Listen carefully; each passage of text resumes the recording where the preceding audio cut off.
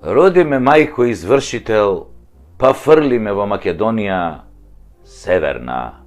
Север да ви дува низ ушите и да настинете у мозокот од промајата. Навистина, што професија е тоа извршител? Обвинител не е. Ама има решенија кои обвинуваат и цитира закони. Судија не е. Ама суди толку и толку ќе платиш, нема назад, неговата е последна. МВР не е.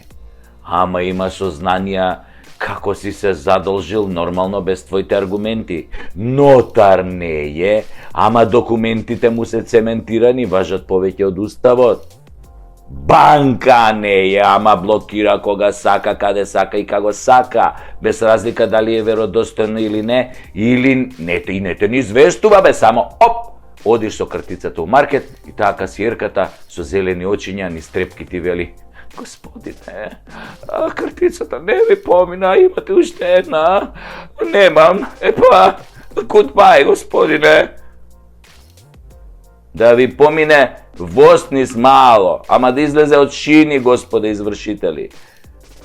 Да не ме разберете погрешно, никој не ви ги спори и никој не ги спори долговите. Долговите се наши, независно што за 90% од нашите долгови се криви политичарите, нивните лаги и корупција, кои до таа мерка не осиромашија и ги потрошија нашите пари. Гурнисаа здравството и стопанството, па парите наменети за сметки моравме да ги пренасочиме на тоа да се храниме и да платиме приватно здравство.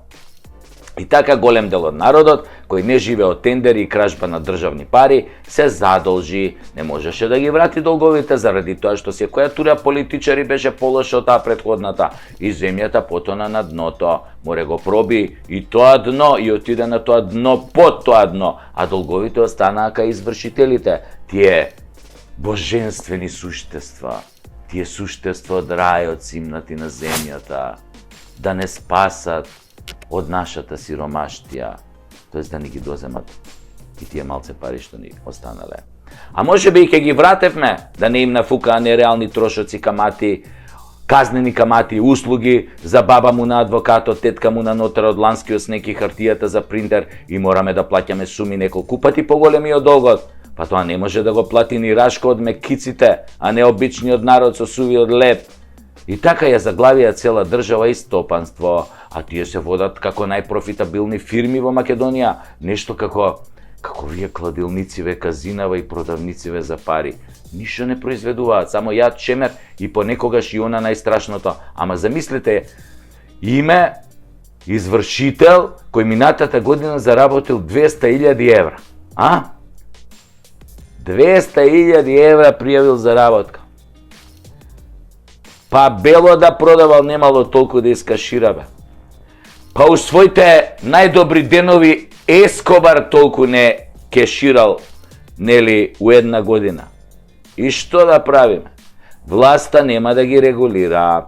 Власта е таква, само бендисана, злобна и нема допир со човечката мака.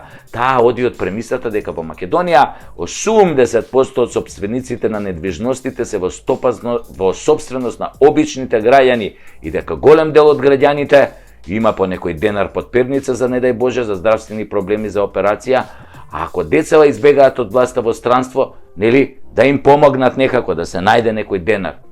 И така власта на извршителите им вели: одземај, конфискувај, осиромашувај, ограбувај, ебавај, ставај на добош. Се во американски стил да се намали сопственоста на граѓаните и недвижностите и сите тие да преидат во рацете на банките. За потоа тие истите политичари на наместени лицитации да ги купуваат за без пари. Затоа што банките им се слуги, а затоа добиваат буквално моќ во Македонија да работат по лихварски правила. Сте чуле бе некоја банка да пропаднала во Македонија?